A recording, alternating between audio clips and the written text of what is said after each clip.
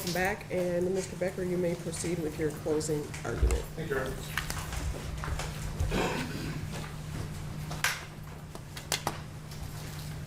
Second-degree murder.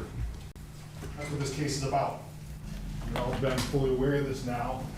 We've been paying attention, asking a lot of questions, but it comes down to a very important decision. Or does it get any more important than this? A murder. Somebody died. And I hope we're not getting calloused.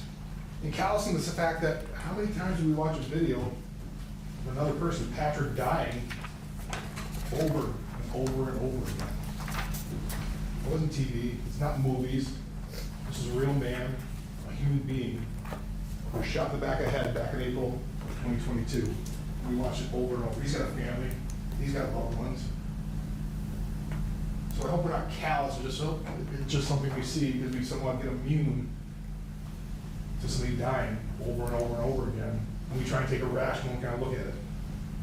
And I think the other thing, when you look at it, it's a serious crime, but it's got one of the more simple elements, if you will. Because it boils down to just a few elements. There's a lot of the crimes you're not aware of, but elements are what we have to prove beyond a reasonable doubt. And so when it starts off, we talked about over and over again, this is the first element. Patrick died because of a gunshot wound to the head that the defendant did to him. And so that the other part is, yes, this is also about him, about what he did. Because Patrick is no saint. I'm not going to sit here and argue Patrick was a saint. He was drunk driving. He was resisting. He was driving without a driver's license. None of those are executable offenses. There are ways to deal with it. That just because he committed a felony, he could commit 20 felonies. He could have had other felonies. It doesn't mean he deserved to die or he has to die. That's for juries. That's for other things down the road. The other thing is, yeah, him, I'm not going to sit here and say he's a horrible person. Yeah, he's got a great family. We heard about how he's an All-American, grew up in Grand Rapids. Yeah, that's wonderful. That's great. It's also fairly irrelevant. Because you don't compare, okay, one's good, one's bad, we'll just throw it up there. You have to base the case based on the facts. You'll hear from the judge that sympathy or prejudice shouldn't play any role in your decision. So you've got to base your decision on the facts that were here, the facts that were what the witnesses said, the videos, all the policies and procedures. That's what you have to base it on. Not, well, he's a hometown boy and want to do good, and we've got this bad guy who's drunk driving. It's not that simple. It is simple in terms of the elements, though. Clearly, the defendant killed Patrick back in April. And he had an intent to do so. Because part of the instruction you hear, there's maybe 3 different states of mind, but I'm going to stop at the first one. There was an intent to kill. And the intent to kill, please don't get wrapped up. Nobody's saying that when we left that morning that he intended to kill somebody. When he fired the shot, he intended to kill. That is clear when you put a bullet in somebody's back of somebody's head. So in terms of the elements they have to prove, the first 2 are proven, no question in your mind. Those are the 2. It's those are the easy ones. So what does it come down to? Why are we here?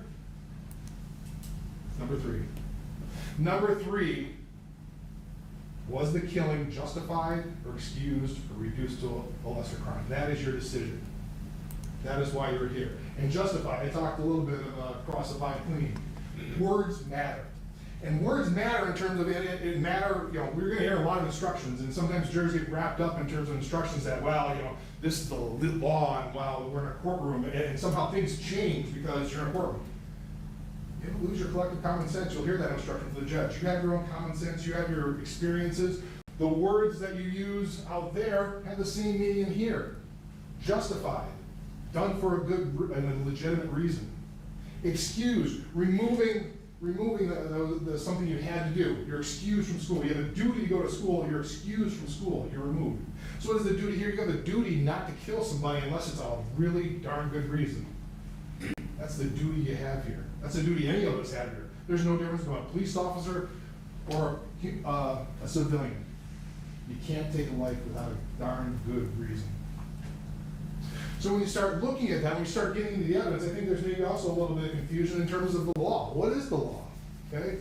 What is the law, and the law impacting the policy? Because you heard that. There's, the policy of GRPD. You have to follow the law.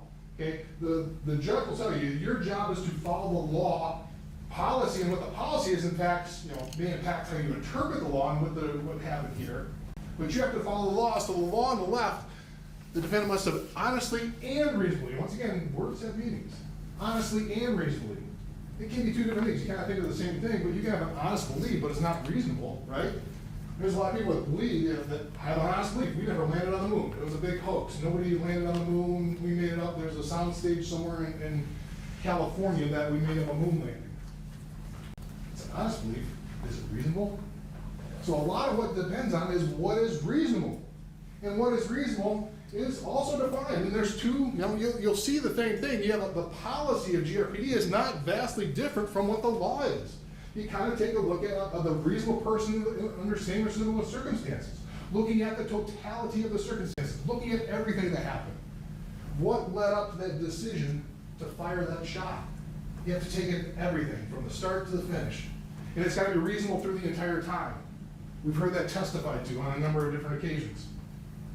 So you have to, what is the reasonableness when you break it down? And once again, dealing with the facts of what was presented here today, or here this week, that the time you've been paying attention to. Well, maybe putting it another way, it was reasonable to shoot Patrick because he had the taser, he was outnumbered and exhausted. That's really the justification, that's the excuse, okay?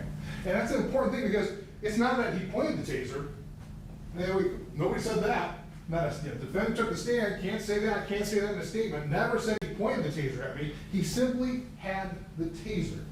That's it. The best we could get at was, well, maybe he was starting to turn and he thought he may be pointing at him. No evidence, never said he threatened it, said he was going to use it, that I was going to kill you, said anything like that. He simply had the taser as one of the justifications of why I had to shoot. And the other one is, he was exhausted and alone, outnumbered. So, kind of taking that second one, let's take a look at that second one going from that perspective. Okay, why? Why were we in that situation? Well, that goes back to the chase. There's no dispute that, the defendant had the absolute right to try and place him under arrest. Okay? He was driving without a license.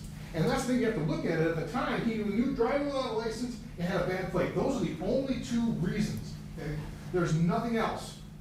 Nothing else that the defendant knew at that point in time. So you have to take it at that point in time, that's what he knew. Didn't know about the drinking, that came up later. So at the time, he makes the decision to chase, and we're not going to play the videos, we've seen it ad nauseum, and that's a great thing now. You can go back in the jury room and play those. You can look at whatever you want, you have the ability to replay it, take different looks at it, pick whatever thing you want. Please, take a look at it, go over it. You paid attention, but now you get to really talk about it. So the decision to chase happens, and he makes the tackle. Okay? He makes the tackle on that, within a minute, that's when he's tired. He's exhausted and outnumbered. That's one of the first things he says in the statement. He's exhausted and outnumbered within a minute. Now, mind you, at 1 minute, this is one of the best fit officers in the Grand Rapids Police Department. And he's exhausted and tired within a minute? Well, apparently they should never chase anybody then, if that's the circumstances. And we're not saying, though, that police can never chase anybody. It's based on the totality of the facts and circumstances. And in this case, look at what's going on here. We talked about the use of force 9-1.5, relative size and stature, multiple subjects, relative strength, access to weapons. All those point against that decision to chase, right? Because from the get-go, he knew he gets out of the car, he knew he was bigger. We all, we heard from the testimony of Captain Cyber, well, you saw how he moved, got jumped off, kind of moved when he spun. Got lifted off the ground.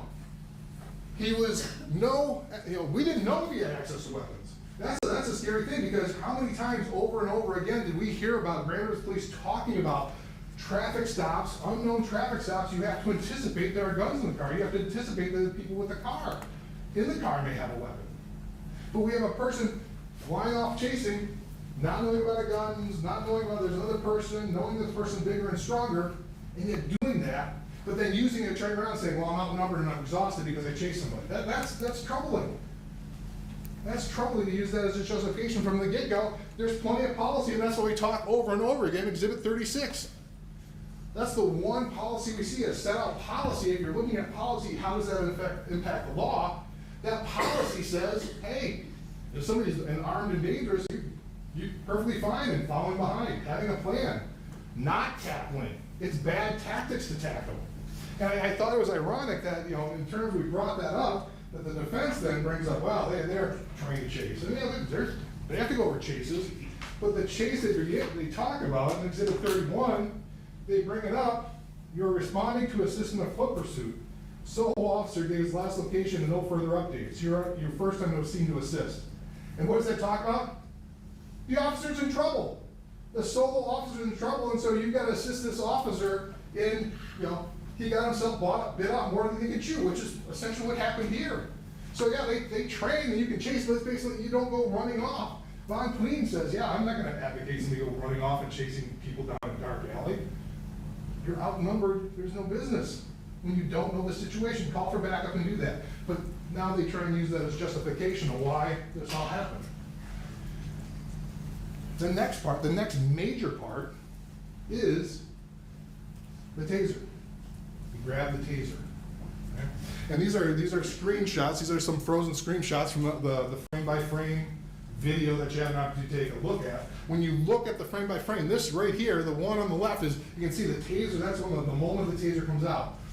This is a little bit further behind because it's just about to be deployed, because you see the two dots on it. You're from Nick Bloomfield in terms of that's where the shots are going to go at that point in time. So when the grabbing of it during this period of time, what's going on? Why would you make it? And Nick Bloomfield's the one that says, well, yeah, you can use a taser, but you got a whole big issue with weapons retention right here. And you see why. You see why is because that's exactly what happened. He grabbed onto it. He grabbed onto it right then because he's face to face. But once again, you get back up. It's not like you're just looking at the silos. What did we talk about before? What did we talk about the criteria, if you will? Patrick's still stronger. Patrick's still don't know if he's got weapons. You're still outnumbered at this point in time. You're actually sticking, you're trying to stick a gun where this guy who you just tackled, had two hands on, were on top of, gets up and walks away, and now you're trying to hold on to him with one hand, and then deploying the taser at the same time, and that's gonna be a good idea. And so this is, we had experts, and this is Mr. Bloomfield saying, yeah, that's not a good idea. And you kind of see why that happened, but it also, once again, talks about policy going against, what does Taser say? This is from the PowerPoint. We go over the PowerPoint. Here's what Taser says about it, is that, employ other force options or disengage. Okay? So, Patrick did a bunch of dumb, bad things, but that, the defendant did some things that led to this firing a shot, and he's using those as justifications. Well, this all happened. Ergo, I get to use deadly force. And that's where you get into Professor Stoughton and Nick Bloomfield. They're the ones, they don't disagree with everything that happened here. Yeah, you could get pulled over. Yeah, he had a right to arrest. But in these certain critical areas, there are critical mistakes that occurred here that a reasonable officer, not using 2020, a reasonable officer wouldn't have made those same decisions. You don't try and chase somebody that's bigger than stronger. You don't try and bring a taser out holding on to with one hand in a position where he can grab the weapon, especially when Taser says, yeah, he can disengage, and the ideal footage that somebody has to use for a taser is 4 feet, even with the closed cartridges. Because we went over that. A closed cartridge, yeah, this Taser 7 had the ability to use closed cartridge, but closed is 4 feet, not an arm's length, which led to all this. So looking at the totality of the circumstances, you justify, well, I used a taser, I chased somebody, so I had to use, and I shouldn't have, but I had to kill him then. That's essentially what they're arguing. So one of the things you also have to look at is the imminent threat analysis. And this is kind of interesting because one of the things you hear in terms of all the witnesses, the experts on both sides, Von Queen and Professor Stoughton on both sides, they kind of use the same analysis, right? They talked about this. The imminent threat means intent, opportunity. Okay? I think there's a motive. I think Von Queen had motive. There's a similar thing. So if you think about that, when does Patrick Lyoya into a threat? When does it happen? Well, once again, you just don't. Use the defendant's statement because okay, he didn't testify to this, But take a look at the statements. Those are exhibits 39, 38, 39, the last two things I just admitted. Because when you go back and I cross-examined on him, in terms of what did he think was going on, what was going on at the time, Patrick's trying to get away. Because these are his statements. He began to walk away, he proceeded to turn away, he ran away from the stop, he would not comply with commands and continue. That's, I think the last two are the key, continue to move his arms and legs in an attempt to get away. From the get-go, all this time before the taser grab, he's got the idea, yeah, Patrick's trying to get away. That's the defendant's perspective. That's what he says in his statement back in April of 2022. Okay, Patrick's not threatening me, Patrick's not taking a swing at me, Patrick's trying to get away. That's the whole basis. Even when it comes to the taser. And that's the thing, that's the key moment, okay? That's maybe that's where the, okay, well, something more is happening here. He puts his hand on the taser. What is the defendant's impression? The defendant's impression is he moved it so he'd not be struck. And that also compares, when you think about, you start comparing, you compare the witnesses. What do the other witnesses say?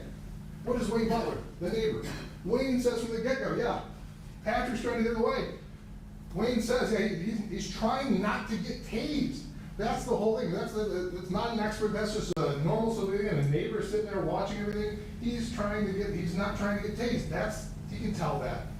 That's a lot of what Seth, Professor Stoughton and Nick talk about. There's an intent to flee. There's no intent to harm. There's no assault going on here. He's trying to get away. You don't get to shoot somebody because they're trying to get away. That's not a justification. That's not an excuse. That's what the law is. And that's what the impression of everybody here, including the defendant, because that's a statement. So when you start looking at it, has the ability to have an intent to do great bodily harm, that's the imminent threat analysis. When does that start? Was it here? Because once again, you get to look at the pictures now, because right here, clearly, that one on the far side, he's moving away from him. That's obvious to everybody, so why now, just because he's got his hand on the taser, is he going to use it against him? He's never threatened him, he's never tried to swing at him. And you go back to these, look at the first two, he's got plenty of opportunity, right? He's arm's length away, both hands are open, take a swing, punch, do something. It's, no, grab the taser, get away from him. So once again, how does a reasonable officer in this situation think I'm going to die? When a guy who's done nothing more than keep trying to get away from you, to keep trying to walk away from this. How does a reasonable officer get that out of this? And then you go to, and these are exhibits from the body cam, or excuse me, the cell phone video. You hear about, Professor Stone and Nick talk about, yeah, their opinion, based on generally accepted police practices, was that a reasonable officer in this situation would not make the decision to fire. And what do they say? One of the reasons is, well, he was never in a good tactical, Patrick was never in a good tactical situation. And look at this. This is a good tactical situation when you're on the ground. He's on his back. Take a look at that. He's flat on his back with the taser at his side. Okay? He's not. And once again, what does Wayne say? Wayne kind of says the same thing. Wayne's not, once again, not an expert saying he's winning. The defendant's winning, I think he said. There's nothing coming from Patrick. Okay? Right here, this is the one thing they point to. Right here, just before the shot was fired, his legs get lifted off. His legs get lifted off the ground, but within a little over 10 seconds, he's back on the ground. So you break it up. So until the taser's grabbed, we have the defendant saying, yep, he's trying to get away. What happened in the next minute, 10 seconds approximately, that would make a reasonable officer think he's going to die? What did Patrick do? What did he do? He grabbed onto the taser. That's the sole justification. He grabbed onto the taser. Didn't point, didn't threaten, didn't say anything else. Once again, didn't throw any punches, didn't do anything like that. So why is a reasonable officer going to think, and that's exactly what Professor Stoughton and Nick said, yeah, a reasonable officer wouldn't have come to that conclusion. Generally accepted police practices, and generally accepted police practices are Grand Rapids policy. Because we heard that from who? Captain Cyber and Captain Pierce, who basically said, yeah, we're CALEA certified. We're certified by CALEA. They give us, that's generally accepted police practices. You have other agencies come in and take a look at things, and generally police practices, and that's what Professor Staudenman and Nick based their decision on, based their opinion on, when you take a look at all these facts and circumstances. Why would a reasonable officer think he's going to die when somebody's simply trying to get away, never in a tactical situation by their opinion, and as well as the civilian witness who saw it at the same time? So it also comes into this part. I'm trying to play it, hopefully it works. Long as it never. Let go, King. No, that ain't good. Like, you can't talk to him. Because that was one of the bases. That was the basis of Nick. Nick Bloomfield said, well, the other thing on top of it, the taser couldn't, there was no neuromuscular incapacitation. That was not possible because right there, because that's the second. And Brian Childs says, yep, there's the second deployment. So it's been deployed twice. There was no probes that were going to fire out at that point in time. So he couldn't been incapacitated. Well, they call it, David Blake saying, what the heck's going on? We need to, he doesn't hear anything, there's tunnel vision, there's, he's going to skip things and miss things. And his explanation at this point in time is, well, he could have, been out of breath. Out of breath, I mean, listen to it and watch. Drop the tape, and then he moves it away as well. There's plenty of knowledge that he knew exactly what would happen, but you also take a look at everything else. And you look at everything else, what happened there, what else? All these other things that he heard through this entire incident. Take a look once again at his statement. He heard everything. He heard the neighbor coming out of the house at the beginning. That's when the fight's still on. He heard that you didn't hear him, but that's still hearing, other units were on the way. He could not hear sirens later on. After the taser struggle, he knew that there were no sirens coming, that other cars were approaching. So he heard everything, and suddenly there's just one thing he misses, and that's on top of all the other perceptions he was making at that point in time. He saw, I mean, this is, he testified, here, he saw the red on the taser on what was happening. So when you look at all that, he was aware of anything, so suddenly this one thing he missed, that he wasn't aware that that taser had been deployed twice, so there was no chance of neuromuscular incapacitation. You have to ask yourself that. How is that possible? One thing, you just missed one thing out of everything he perceived. I mean, he perceived at the moment he fired the shot, in his statement, he says, yep, I checked the background, there's nothing there. So it's not like he says, I don't remember what happened. He says, yep, I was checking everything, I saw everything, I heard everything through this entire incident. So there's knowledge there that the taser was not able to be fired that would cause NMI. And the fact that it's suddenly maybe the NMI, that it could have caused pain, we heard over and over again. How many times did we hear from the various defense witnesses? Were you tased? Yeah, it was painful. It was painful as heck. It was burning, it was everything. Pain is not a reason to use deadly force. You can't use deadly force because you're going to be in pain. There's no instruction. You can use deadly force when you think you're going to be killed or you're going to be seriously injured. Pain is not part of that. Just because it's going to cause you a lot of pain. Burning, the pain of 1,000 burning suns doesn't justify it. But they try and work that in now. And they try and add that in. And quite frankly, look at his statement. That was never the concern back when he wrote his statement back in April. The statement was he was afraid that he was going to get tased, there's going to be neuromuscular incapacitation, and then Patrick was going to grab his gun. It wasn't the taser that was causing the issue, it was the fact that he may get shot. So NMI said it, and so Patrick's going to grab his gun. Why would you think Patrick's going to grab his gun? Patrick never went for his gun. He testified, never touched his gun, never tried to go after his gun, never grabbed his gun. But that was the feeling at the time. Which also going into policy, if you're trying to determine what policies should have an impact, you heard over and over again, what was the policy in 2020?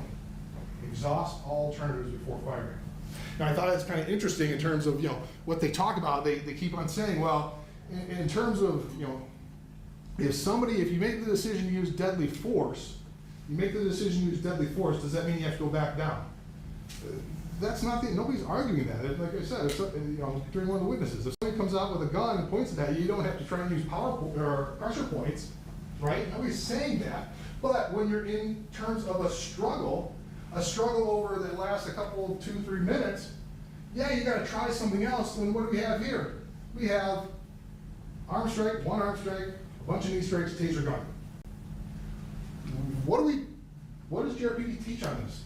Why are we going over that? 4 hours, they're recertified. That's where you take a look at the exhibits, all the training records. They are taught for every year, going over all the pressure points, all the different stuns, all the different strikes, all the different things that are used to try and get control over a person who's not willing to be arrested. You don't need to use all this stuff. You don't need to do stuns and takedowns and pressure points. You don't need to grab somebody by the side of the jaw if they're compliant, right?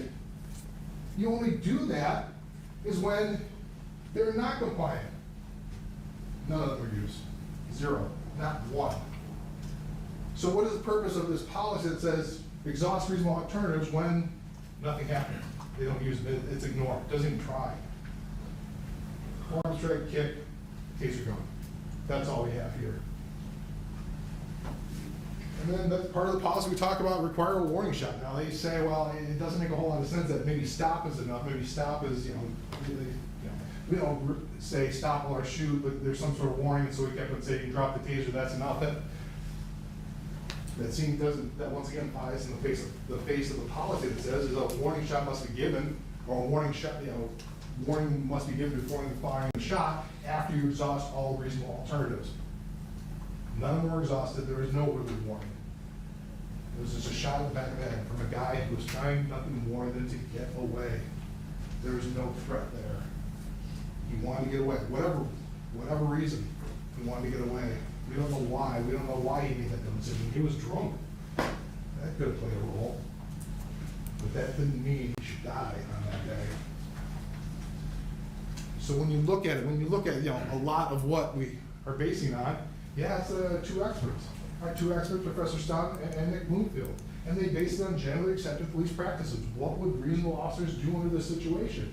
And when you look at it, they take a look at the whole thing. As you look at it, there's I think Professor Stone said, yeah, there's an imminent threat. A reasonable officer would think there's an imminent threat of somebody trying to get away, but that's very different than an imminent threat of somebody trying to kill or hurt or injure somebody. Those are two different things. And once again, that's also backed up when the one civilian who really saw everything here, Wayne Butler, he kind of said the same thing. There was no evidence that Patrick was trying to hurt or do anything. He was trying to get away. The primary act was resistance, an attempt to hit harm, and he didn't do harm. I think that's an important thing. There's a fight to the death, and that's why I showed those pictures. There's a fight to the death, and the most injured, you got maybe some redness on his wrist. You're gonna fight to the death, and they keep on talking about a fight. How is a fight? Well, once again, a fight is defined as throwing punches, doing something else. This was a wrestling match. The most I could say, all the witnesses said this was active aggression. Okay? He was pulling away. He was wrestling. The only thing we can say is, well, potentially, maybe, he could have the defendant thought maybe he was going to turn and fire the taser. There was never a tactical advantage. That's what they said. Never a tactical advantage. So why would you think that you need to do it at the moment and fire that shot? Because what had happened over and over again. You saw Patrick tried to get up once, defendant shoved it down. Patrick got up again. What did he do? He walked away. So this time when Patrick's trying to get up again, he gets shoved down. Watch the video. Take a look at that video. He gets shoved down again. He never got up, fully walked around the second time after they went to the ground on the taser. They were wrestling. Patrick went to get up. He was shoved on the ground, and that's when the fatal shot was fired. The defendant had to have control. The defendant was on top of him the entire time. Why would you think you need to use deadly force under these circumstances? So what happens? If it's not reasonable, it's not lawful self-defense. That's the only thing that justifies it. That's the only way we get out of here without a verdict of guilty under these situations. There's not a reasonable officer that thinks that Patrick was trying to kill him based on what was here. So what does that mean? The defendant's guilty. This is a traffic stop. At the time the defendant knew what was going on. It was for a bad plate and no driver's license. What out of all this made him think he was going to die? He had his taser? That's not enough. He was tired? Yeah, he was tired. Okay, great. You don't need to beat over the head that he was tired. He was tired because he put himself in that situation. There was no reasonable officer that would think he was going to die based on the facts and circumstances here. So the verdict must come at the end. is guilty of second degree murder, and that's what I asked you, to return the verdict of such. Thank you. All right, Mr.